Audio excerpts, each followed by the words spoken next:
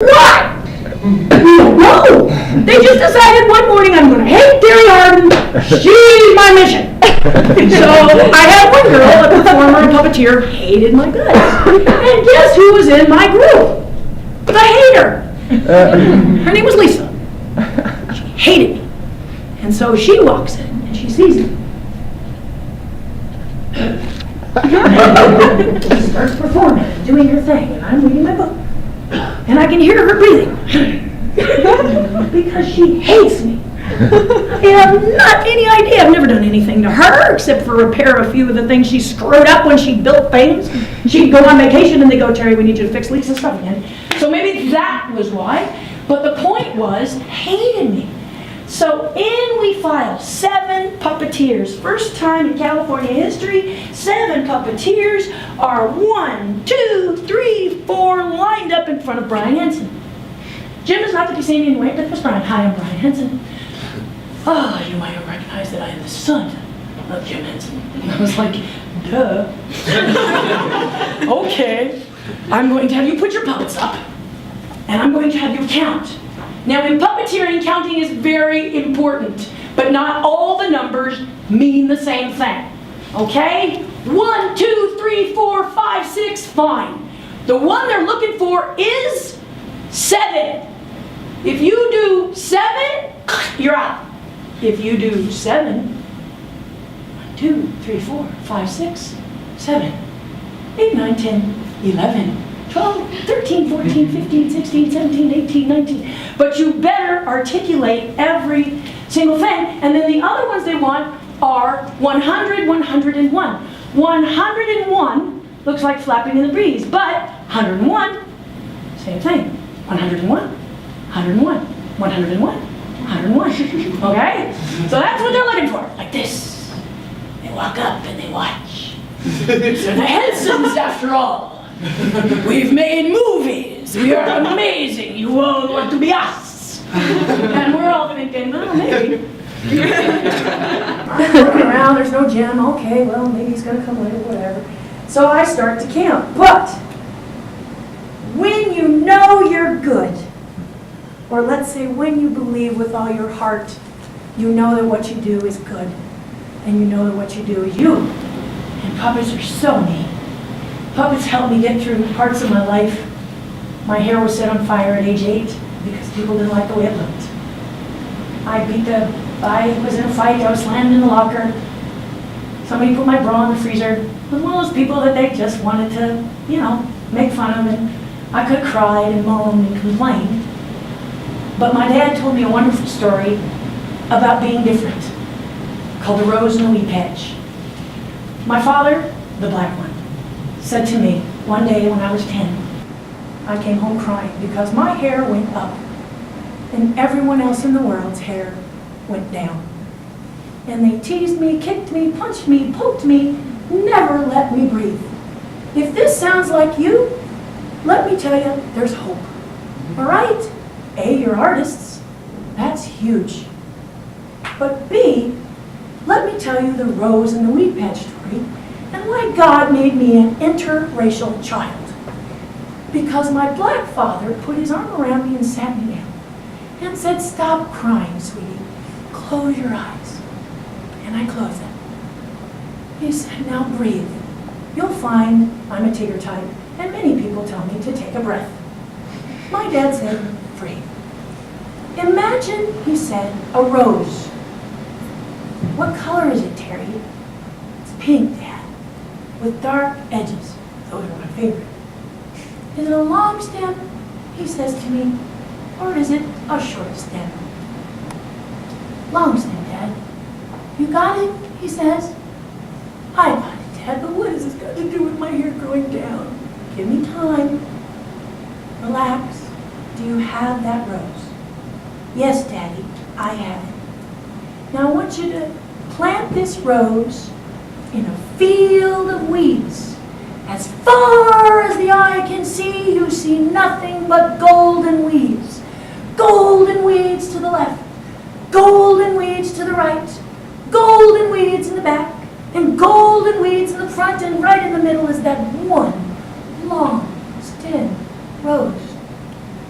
Now, which do you want to be? The rose or the weeds? Hello. Hello. I grew up at a time when smoking anything and dropping everything was cool. But that story kept me strong. Terry, you want to drop some LSD? No, you sheep! I'm a leader! You want to lead? I am a rose! Well, you are square and you are circular, which makes me still a rose. I am better than you. I am a leader! And this protected me all the way through the love time when people were sleeping with anything that moved, were smoking anything they could get a hold of. Let's try that 3, that might be good. And I was, no, I'm not going to do it, because I'm a rose, and I'm special, and there's more. There's so much more. I really don't know what it is, but my dad says there's more. And what I've learned is, if you're a geek, if you're the one that they teased, if you're the one they made fun of, I mean, they did this because of my skin and my hair. I mean, come on. How stupid is this? And I took refuge in the art world because artists don't do that. I've never met an artist, a musician, a painter, an animator, a video guy. I've never met anyone in the art world that hated me because of my skin or my hair. I'd pray every night to God to change my hair. 20 years later, being God, God changed the attitude of the world. He never changed my hair, but He changed your attitude about it. All of a sudden, my hair is cool. My look is cool. They want me to be in movies. They want me to appear in photographs because I'm cool. I woke up one day, I'm the same. I'm older, but I'm the same girl. The same girl who speaks before she thinks, jumps up and down because y'all have snow. I'm a 5-year-old in a 53-year-old body, and I gotta tell you, when somebody told me I couldn't, first, bam! Until I later learned that wasn't a good idea. So now I just go, ha, ha, ha, ha! You've said the word. I must do it now because you said I can. And I will. You can't create a mermaid tail because you're a girl. Ha, ha, ha, ha! See, fool? And it's better moves. Not only does she swim, but she swims against the surface. Did you look at the body? You had to go 40 feet below because you didn't know how to glue it on, but I figured it out. So, maybe you should ask her. So back to puppetry. Lisa, you're such a geek, Terry. You're never going to amount to anything. Ooh. Lisa, you had to go and say never. So here we are at the audition. And I want total attention. But I warn you, boys and girls, men and women, when you command attention, you better be ready to deliver, because all eyes will be on you. So here is the Henson audition. Hands up, start counting. 1, 2, 3, except for Terry decides to do this. 1, 2, 3. Brian says stop. Stop. Let's all count together. And he stares right in my face. Shall we? And I went, okay. And my friend on the end went, ha, ha, ha. She loved the fact that I got yelled at, but what she didn't realize is so did I. Because now I was going to get 30 seconds of Brian Henson's undivided attention because he wasn't sure of 2 things. 1, was I a good puppeteer, just playing around? Or 2, had I really screwed up? Only I knew that answer.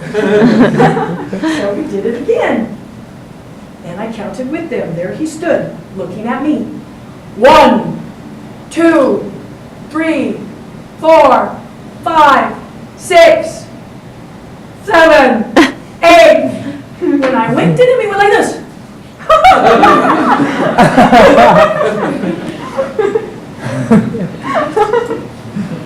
I tell you, when you feel comfortable in your medium, you play. And that's the most fun about being an artist.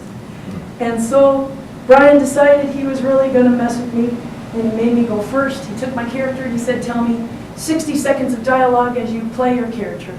Put the puppet on and talked about what? Star Wars. And I talked about Star Wars. And then I sat down. They video recorded it. And when I sat down, in walked Jim Henson. My heart went, oh, I want to perform for Jim. I know he's going to see it, but rats, I thought. And of course, Lisa lanes out.